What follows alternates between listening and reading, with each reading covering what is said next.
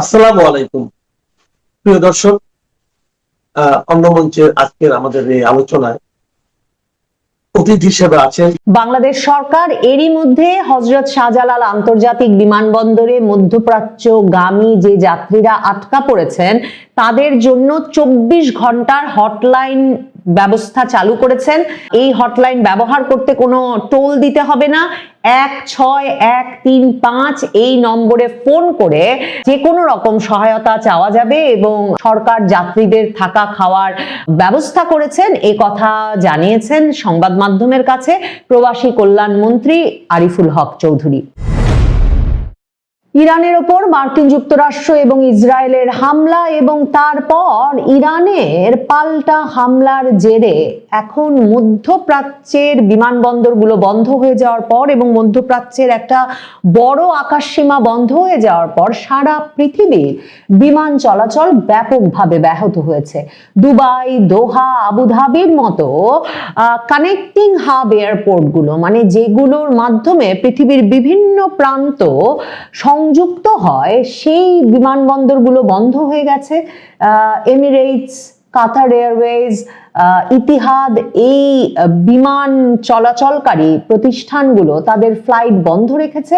আর অন্য অনেক ফ্লাইট সকল অপারেটরেরই সারা বিশ্ব জুড়ে বন্ধ করতে হয়েছে, কারণ দুবাই, দোহা, আবুধাবি দিয়ে কোথাও যাওয়ার উপায় নাই, কিংবা অনেক ক্ষেত্রে আকাশ সীমাতে ঢোকারই কোনো উপায় নাই।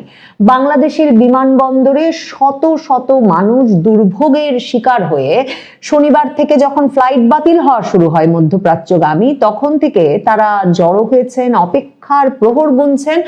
সরকার প্রধানমন্ত্রীর নির্দেশে প্রবাসী কল্যাণ মন্ত্রী সহ কয়েকজন মন্ত্রী গিয়েই এই দুর্ভোগে আক্রান্ত আটকা পড়া যাত্রীদের সঙ্গে কথাবার্তা বলেছেন।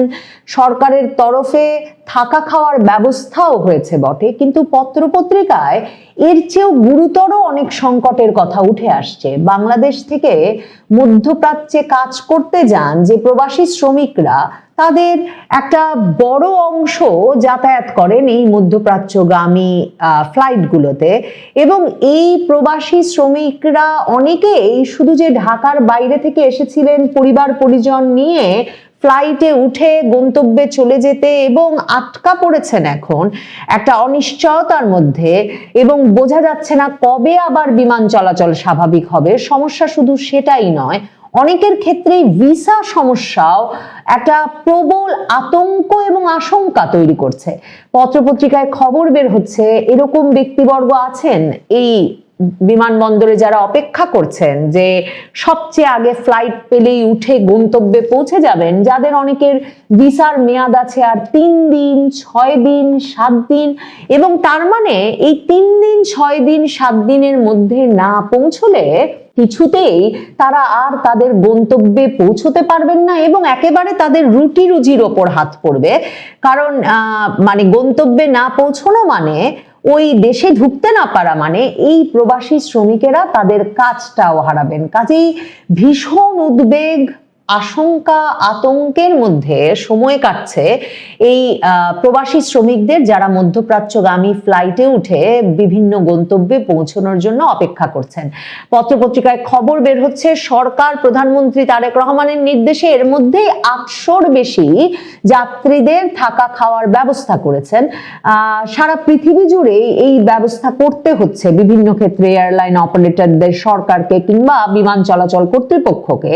বাংলাদেশের ক্ষেত্রে সংবাদ মাধ্যমে অনেকে বলেছেন যারা এখনো বিমানবন্দরের সামনে অপেক্ষা করছেন যে তারা অপেক্ষা করছেন বটে, তবে সরকারি সুযোগ সুবিধা কিছু পান নাই। কিন্তু প্রত্যেকেরই মূল প্রশ্ন হচ্ছে বিমান চলাচলটা স্বাভাবিক হবে কবে?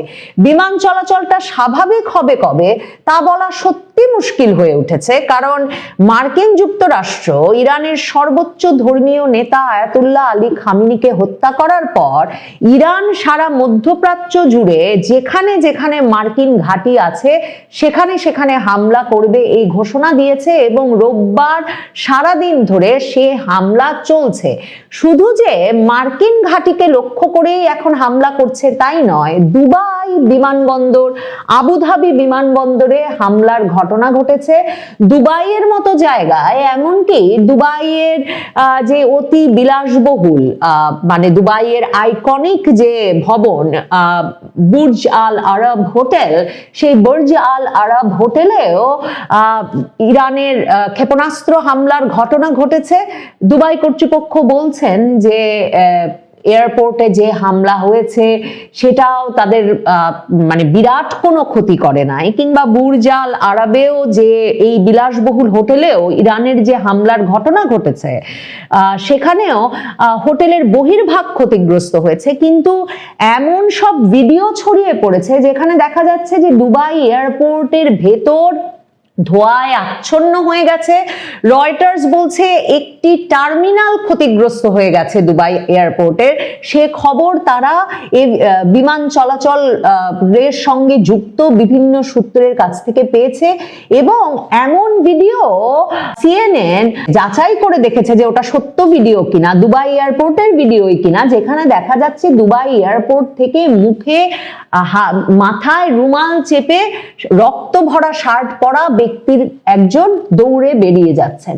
কাজেই এয়ারপোর্টগুলোর ভেতরে যে পরিস্থিতি এবং হামলা যখন এমন ভাবে জোরালো হয়েছে ইরানের তরফে, যেখানে তারা এমনকি হোটেলে হামলা করছে, বিমানবন্দরগুলোতে হামলা করছে। আবুধাবি এয়ারপোর্টে হামলার ঘটনায়, ড্রোন হামলার ঘটনায় আবুধাবি কর্তৃপক্ষই বলছে অন্তত একজন নিহত হয়েছেন। তখন বিমান চলাচল আবার শুরু করার ক্ষেত্রে মানে পুরো নিরাপত্তা ব্যবস্থা নিশ্চিত করে কখন কবে শুরু করা যাবে সেটা বলা সত্যি মুশকিল হয়ে যাচ্ছে।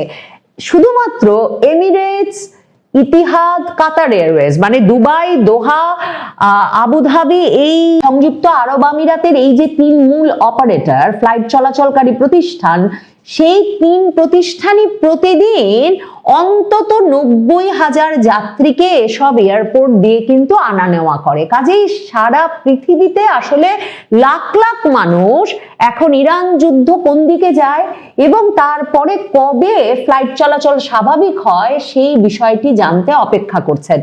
এবং এই যে আকাশ সীমা বন্ধ হয়ে যাওয়ার ব্যাপারটা, সেটা কিন্তু শনিবার দিনেই হয়েছে এবং শনিবার দিনেই Israel, Qatar, Syria, Iran, Iraq, Kuwait, Bahrain সকলে তাদের এয়ার স্পেস বন্ধ করে দিয়েছে। এবং এই এয়ার স্পেস বন্ধ হয়ে যাওয়ার ফলে সংযুক্ত আরব আমিরাত, ইউনাইটেড আরব আমিরাত, তারা কিন্তু বন্ধ করে নাই তাদের এয়ার স্পেস, কিন্তু তাদেরকে তাদের পার্শিয়াল ক্লোজার ঘোষণা করে আংশিকভাবে আকাশসীমা বন্ধ করেছে। কিন্তু যেহেতু বিমানবন্দরগুলোই বন্ধ করতে হয়েছে, কাজেই সেখানেও এই ব্যাপক ডিসরাপশন এবং এই ব্যাপক অচলাবস্থা সৃষ্টি হয়েছে। যারা এই ধরনের অচলাবস্থা সৃষ্টি হলে আসলে কতদিন লাগে, কত সময়ের মধ্যে এরকম যুদ্ধ পরিস্থিতিতে আবারও বিমান চলাচল স্বাভাবিক করা যায়, সে প্রসঙ্গে আমি দেখছিলাম গার্ডিয়ান পত্রিকায় একজন এভিয়েশন বিশেষজ্ঞ বলেছেন, যিনি বিশ্ববিদ্যালয়েও পড়ান, তিনি বলেছেন যে হয়তো 24 থেকে 36 ঘন্টার মধ্যে বিমানগুলো আবারও স্বাভাবিকভাবে চলাচল শুরু করতে পারবে। কারণ ততক্ষণে একদিকে যেমন যুক্তরাষ্ট্র এবং ইসরায়েল বলে দেবে যে তারা কি ধরনের হামলা করবে ইরানে এবং আকাশের কোন অংশগুলো কোন সময়ে ব্যবহার করবে, সেই তথ্যগুলো দেওয়া শুরু করবে বিমান চলাচল কর্তৃপক্ষগুলোকে বিভিন্ন দেশের। অন্যদিকে ইরান আসলে কতটা জোরালো ক্ষেপণাস্ত্র হামলা চালাতে পারে সে সম্পর্কেও একটা ধারণা পাওয়া যাবে।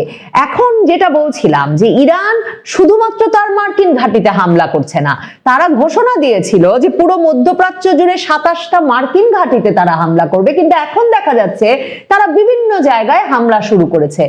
এই এভিয়েশন বিশেষজ্ঞের যে কথাটা পড়ছিলাম গার্ডিয়ান পত্রিকায়, সেখানে তিনি কিন্তু এটাও বলছেন যে শুধু তাই না, সৌদি আরবের একটা অংশ দিয়ে মানে সৌদি আরবের এয়ার স্পেস এখনো খোলা, কাজেই সৌদি আরবের এয়ার স্পেস আকাশ সীমা ব্যবহার করেও এই বিভিন্ন ফ্লাইট পৃথিবীর এক প্রান্ত থেকে এক প্রান্তে যেতে পারবেন। কিন্তু মনে রাখতে হবে সৌদি আরবের রিয়াদেও কিন্তু হামলার ঘটনা এরই মধ্যে ঘটেছে।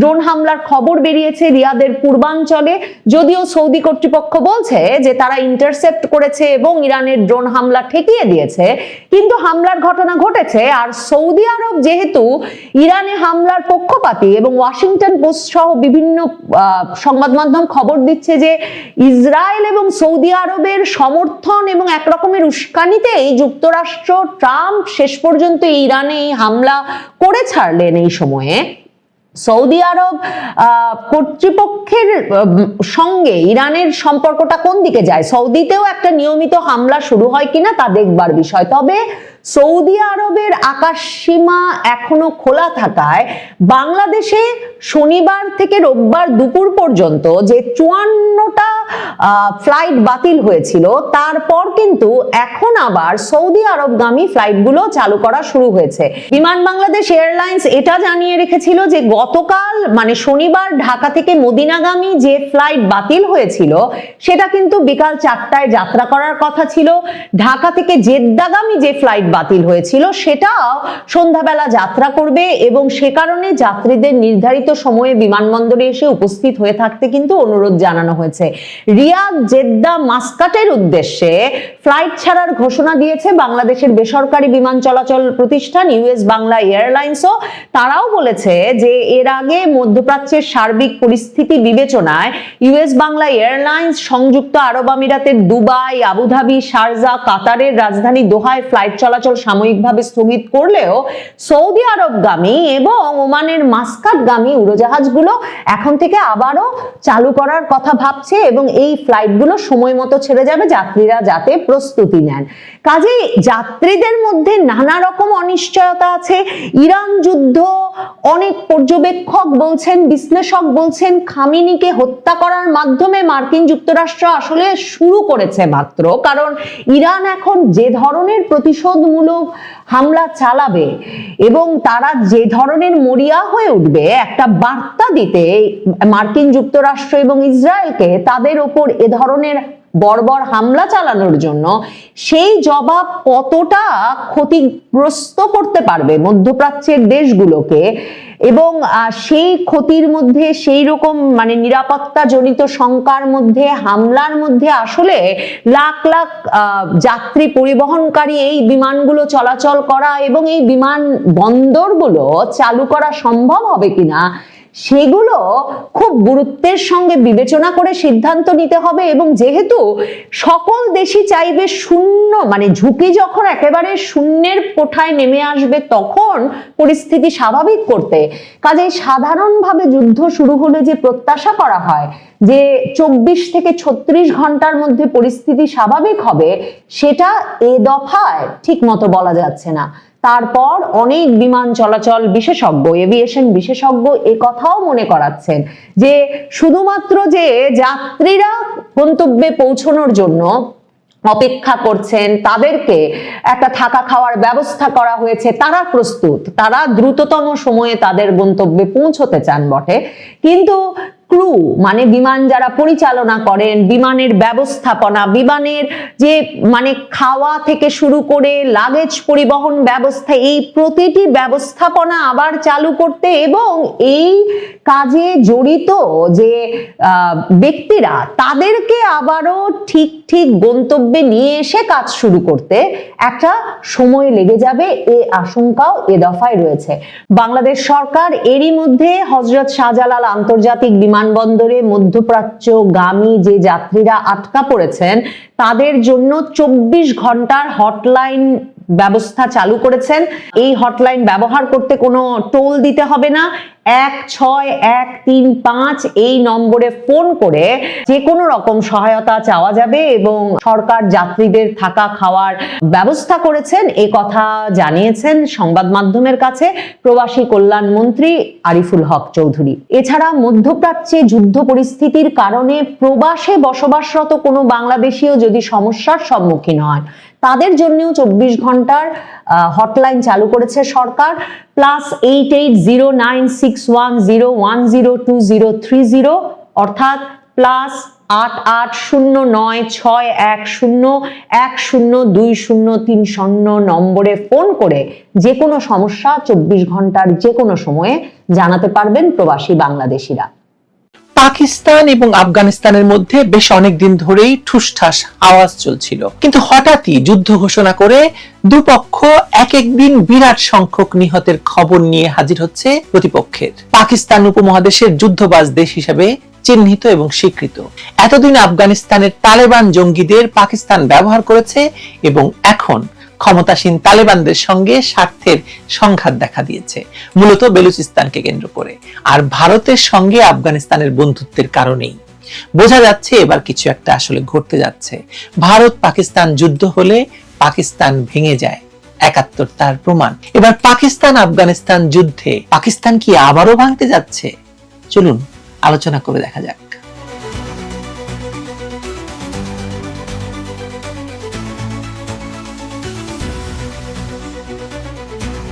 বাংলাদেশ আর বেলুচিস্তানের মধ্যে দূরত্ব ২০০০ কিলোমিটার, কিন্তু এক সময় পূর্ব পাকিস্তান আর বেলুচিস্তান একই পাকিস্তান ছিল। পাকিস্তানের অভ্যন্তরীণ রাজনৈতিক পরিসরে পাঞ্জাবের প্রভাবের বিপরীতে উভয় অঞ্চল নিজেদের এক কাতারে অনুভব করত। মূলত স্বায়ত্তশাসনের দাবি বেলুচ এবং বাঙালিদের রাজনৈতিকভাবে কাছাকাছি নিয়ে আসে ১৯৫০-এর পর থেকে। এই দাবি মোকাবেলায় পাকিস্তানের শাসকেরা দেশের দুই অংশে দুই কৌশল নেয়। তার একটি ছিল পূর্ব পাকিস্তানের বিরুদ্ধে পশ্চিম পাকিস্তানকে সংঘবদ্ধ করতে সেখানকার ৪ প্রদেশকে প্রশাসনিকভাবে এক ইউনিট করা, যা পশ্চিম পাকিস্তান, এবং বাংলাদেশকে বা পূর্ব পাকিস্তানকে আরেক ইউনিট, সেটা হচ্ছে পূর্ব পাকিস্তান নাম। এই দুই পূর্ব এবং পশ্চিম মিলে এক পাকিস্তান। এটা হয় ১৯৫৫ সালে। মসনদে তখন ইস্কান্দার মির্জা থাকলেও পর্দার আড়ালে ক্ষমতার রশি ছিল সামরিক বেসামরিক আমলাদের হাতে। ওয়ান ইউনিট ফর্মুলা ছিল সিন্ধি, পশতু, বালুচদের ভাষা এবং সংস্কৃতির ফারাক মুছে সবাইকে পাকিস্তানি বানাতে চেয়েছিল। কার্যত তা ঘটে সামান্যই। ওয়ান ইউনিট নীতির ১৫ বছর পর পূর্ব পাকিস্তান আলাদা হয়ে যায়।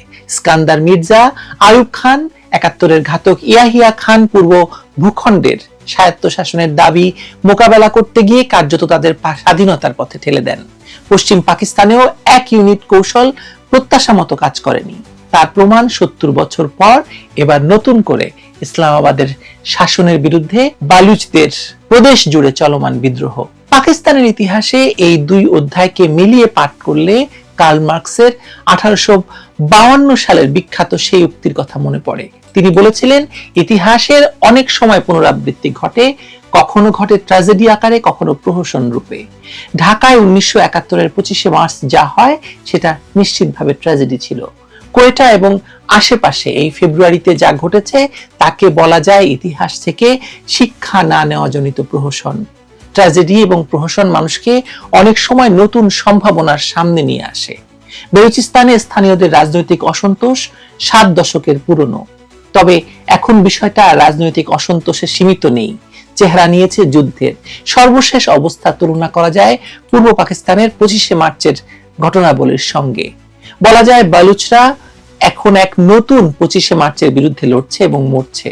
বর্তমানে পাকিস্তানের সামরিক এস্টাবলিশমেন্ট বা রাওয়ালপিন্ডি যে ভুলটি করছে তা হলো তারা ভাবছে নিছক সামরিক শক্তি প্রয়োগ করে একটি জাতির স্বাধীনতার আকাঙ্ক্ষাকে ধূলিসাৎ করে দেওয়া সম্ভব, ঠিক যেমনটা তারা বাঙালিদের সঙ্গে করেছিল ১৯৭১ সালে। বালুচিস্তানের রাজনৈতিক ইতিহাসের সঙ্গে বাংলার কিছুটা মিল থাকলেও সমাজ গঠন অনেকটা আলাদা। প্রদেশের মানুষ বিভিন্ন ট্রাইবে বিভক্ত। সেখানে সমাজ চলে সর্দারি ব্যবস্থায়। প্রত্যেক ট্রাইবের মুরব্বীদের নিয়ে এক ধরনের পঞ্চায়েত আছে, যাকে স্থানীয় ভাষায় জিরগা বলে। জিরগার পরামর্শ আর নিজামের অধীনে ট্রাইবগুলো চলছে। ব্যবস্থাটা সামন্ততান্ত্রিক। সামন্ত প্রভুদের সবারই ছোটখাটো আধা সামরিক বাহিনীও ছিল অতীতে, এখনো আছে। দেশটির কেন্দ্রে গণতান্ত্রিক আবহ এবং জাতীয় সম্পদের সুষম বন্টন থাকলে এতদিনে হয়তো বালুচদের সামন্তীয় সমাজ অনেক পাল্টাতো। অথচ ঘটছে উল্টো। ট্রাইবাল সর্দাররা বিভিন্ন সময়ে স্বায়ত্তশাসন ও স্বাধীনতা চেয়ে আহত নিহত হয়ে নিজ নিজ সমাজে কিংবদন্তি সমনায়ক হয়ে আছেন। সাধারণ মানুষ মনে করে মূলত ইসলামাবাদ, লাহোর আর করাচির কুলিনদের সচেতন অবহেলায় বেলুচিস্তানের দুরবস্থা।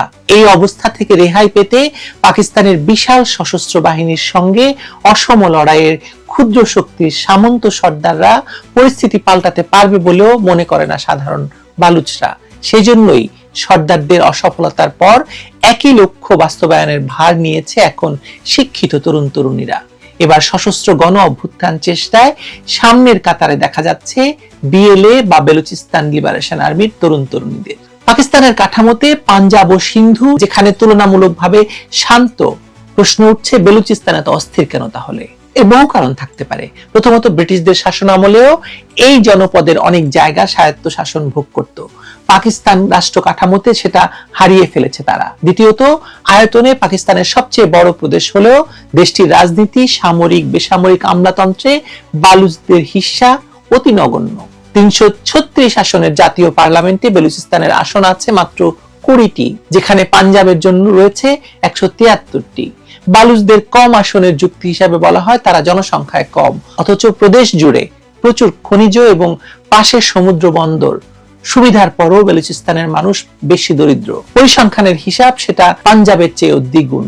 এসব কারণেই বালুচরা 7 দশক ধরে স্বাধীনতা চাইছে।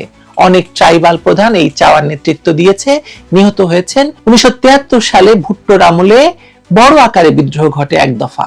ইরানের রেজা শাহর উৎসাহে শুরু করা পাকিস্তান সেনাবাহিনীর নির্মম এক দমনাভিযান চালায় সেই সময়। তারপর চলতি শতাব্দীর শুরু থেকেই নতুন করে আবার জাতীয়তাবাদী উত্তাপ বাড়তে শুরু করে সেখানে। কেন্দ্রীয় সরকার সব সময় বালুচ অসন্তোষকে সাময়িক সমস্যা ভাবে। 2006 সালে জেনারেল পারভেজ মুশাররফের সময় প্রতিবাদী ট্রাইবাল নেতা আকবর বুকতি এবং এক পাহাড়ের গুহায় বোমা হামলায় নিহত হন। এই ঘটনা বালুচ তরুণদের ব্যাপকভাবে আহত, ক্ষুব্ধ এবং তাদেরকে আবারও আন্দোলনে নামায়। বর্তমানে পরিস্থিতি যেদিকে মোড় নিচ্ছে তাকে কেবল অভ্যন্তরীণ বিদ্রোহ বলা চলে না। পাকিস্তান এবং আফগানিস্তানের মধ্যে পুরো দস্তুর যুদ্ধাবস্থা বিরাজ করছে। পাকিস্তানের প্রতিরক্ষা মন্ত্রী খাজা আসিফ স্পষ্টভাবে ঘোষণা করেছেন যে আফগানিস্তানের তালেবান কর্তৃপক্ষের উপর ইসলামাবাদের ধৈর্য শেষ হয়ে গেছে এবং তারা এখন কার্যত যুদ্ধাবস্থায় রয়েছেন। পাকিস্তান বিমান বাহিনী অপারেশন গাজাব লিল হক নামে আফগানিস্তানের কাবুল, কান্দাহার এবং পাকতিয়া প্রদেশে বিমান হামলা চালিয়েছে। পাকিস্তানের দাবি তারা টিটিপি বা তেহরিকি তালেবান পাকিস্তানের আস্তানা লক্ষ্য করে হামলা চালাচ্ছে, যারা আফগানিস্তানের মাটি ব্যবহার করে পাকিস্তানে হামলা করে আসছে। কিন্তু আফগান তালেবান একে তাদের সার্বভৌমত্বের উপর আঘাত হিসেবে দেখছে এবং পাল্টা হামলার হুঁশিয়ারি দিয়েছে। মজার বিষয় হলো পাকিস্তান যে তালেবানকে একসময় লালন পালন করেছিল এবং কাবুলের ক্ষমতায় বসাতে সাহায্য করেছিল, সেই তালেবানই এখন পাকিস্তানের জন্য বুমেরাং হয়ে দাঁড়িয়েছে। পাকিস্তান চেয়েছিল আফগানিস্তানে তাদের স্ট্র্যাটেজিক ডেপথ বা কৌশলগত গভীরতা তৈরি করতে, কিন্তু বাস্তবে তা এখন স্ট্র্যাটেজিক নাইটমেয়ার বা কৌশলগত দুঃস্বপ্নে পরিণত হয়েছে। পাকিস্তানের জন্য সংকট এখন বহুমুখী। এক সীমান্তে ভারতের সঙ্গে তাদের চিরস্থায়ী বৈরিতা, অন্য সীমান্তে আফগানিস্তানের সঙ্গে নতুন করে শুরু হওয়া যুদ্ধ এবং ঘরের ভেতরে বেলুচিস্তানের স্বাধীনতা আন্দোলন। এই ত্রিমুখী চাপে পাকিস্তান রাষ্ট্রটি ভেঙে পড়ার উপক্রম হয়েছে। বেলুচিস্তানে চীন পাকিস্তান অর্থনৈতিক করিডোর বা সিপিসি নিয়ে বেইজিং এর ব্যাপক বিনিয়োগ রয়েছে, কিন্তু বালুচ বিদ্রোহীরা এই প্রকল্পকে তাদের সম্পদ লুণ্ঠনের হাতিয়ার হিসেবে মনে করে। ফলে তারা চীনা নাগরিকদের উপর নিয়মিত হামলা চালায়। চীন এখন পাকিস্তানের নিরাপত্তা ব্যবস্থা নিয়ে হতাশ। অন্যদিকে মার্কিন যুক্তরাষ্ট্র ইরান আক্রমণের প্রস্তুতি নিচ্ছে বলে খবর পাওয়া যাচ্ছে। ইরান পাকিস্তানের আরেক প্রতিবেশী। যদি আমেরিকা ইরান আক্রমণ করে এবং পাকিস্তান আফগানিস্তান যুদ্ধ চলতে থাকে, তবে পুরো অঞ্চলটি একটি ভয়াবহ অগ্নিকুণ্ডে পরিণত হবে। এই বিশৃঙ্খল পরিস্থিতির পূর্ণ সুযোগ নেবে বেলুচিস্তান লিবারেশন আর্মি বা বিএলএ। তারা ইতিমধ্যেই তাদের হামলার ধরন পরিবর্তন করেছে। আগে তারা ছিল মূলত গেরিলা কায়দায় আক্রমণকারী, এখন তারা সম্মুখ সমরে অবতীর্ণ হচ্ছে, যেমনটা দেখা গেছে মাঝ শহরে দখল চেষ্টার সময়। পাকিস্তানের অর্থনীতি এখন আইসিইউতে। আইএমএফ এর ঋণের উপর বেঁচে থাকা একটি দেশ কি একই ফ্রন্টে দুটি যুদ্ধ চালিয়ে যেতে সক্ষম? এই প্রশ্ন এখন সবার মুখে মুখে। আফগানিস্তানের সঙ্গে যুদ্ধ এবং বেলুচিস্তানের বিদ্রোহ দমন উভয়েই বিপুল অর্থ এবং সামরিক ব্যয়ের বিষয়। বাংলাদেশের মুক্তিযুদ্ধের সময় পাকিস্তানের অর্থনীতি অপেক্ষাকৃত শক্তিশালী ছিল, তবুও তারা টিকতে পারেনি। এখনকার ভঙ্গুর অর্থনীতি নিয়ে পাকিস্তান সেনাবাহিনী কতদিন লড়াই করতে পারবে তা নিয়ে যথেষ্ট সংশয় আছে। তাছাড়া আফগানিস্তানের তালেবানরা গেরিলা যুদ্ধে অত্যন্ত পারদর্শী, তারা বিশ্বের পরাশক্তি আমেরিকাকে পরাজিত করেছে। পাকিস্তানের সেনাবাহিনী তাদের সামনে কতটুকু সুবিধা করতে পারবে তা সময় বলে দেবে।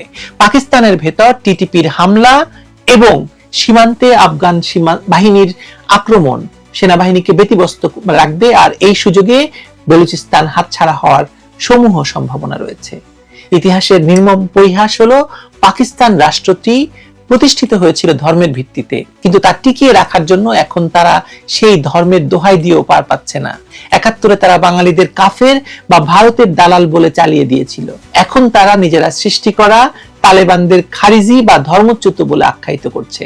কিন্তু আদতে সমস্যাটি রাজনৈতিক এবং অর্থনৈতিক বঞ্চনার। ১৯৫২ থেকে ১৯৭১ সাল পর্যন্ত বাঙালিরা যে বঞ্চনার শিকার হয়েছিল, বালুচরা ঠিক একই বঞ্চনার শিকার। পার্থক্য শুধু একটাই, বাঙালিদের পাশে ভারত সরাসরি ছিল, বালুচদের পাশে এখন পর্যন্ত কোনো রাষ্ট্র প্রকাশ্যে নেই। তবে আফগানিস্তানের সঙ্গে পাকিস্তানের যুদ্ধংদেহী মনোভাব এবং ভারতের সঙ্গে আফগানিস্তানের কৌশলগত বন্ধুত্ব এই সমীকরণে পরিবর্তন আনতে পারে। যদি আফগানিস্তান পরোক্ষভাবেও বালুচদের সহায়তা দেয় এবং ভারতের কূটনৈতিক চাপ বজায় থাকে, তবে দক্ষিণ এশিয়ার মানচিত্রে পরিবর্তন খুব একটা অবাস্তব কল্পনা নয়। পাকিস্তান এখন নিজের পাতা ফাঁদে নিজেই আটকে যাচ্ছে। তাদের সামনে এখন দুটি পথ, হয় তারা আফগানিস্তানের সঙ্গে যুদ্ধ করে নিজেদের শক্তি ক্ষয় করবে এবং সেই সুযোগে বেলুচিস্তান স্বাধীন হবে, অথবা তারা নমনীয় হয়ে আপোষ করবে, যা তাদের সামরিক অহংবোধের পরিপন্থী। বর্তমান ঘটনা প্রবাহ বলছে পাকিস্তান প্রথম পথে হাঁটছে, যা তাদের জন্য আত্মঘাতী। ১৯৭১ সালে পাকিস্তান ভেঙে বাংলাদেশ হয়েছিল। ২০২৫-এ শুরু হয়ে ২০২৬-এ পাকিস্তান ভেঙে বেলুচিস্তান হবে কিনা তার উত্তর হয়তো খুব শিগগিরই আমরা পাবো। তবে এটা নিশ্চিত যে দক্ষিণ এশিয়ার ভূ রাজনীতিতে এক বিশাল পরিবর্তনের ঝড় বইছে, যার কেন্দ্রবিন্দুতে রয়েছে বালুচদের মুক্তি সংগ্রাম। ভিভা বালুচ। ভালো থাকবেন সবাই।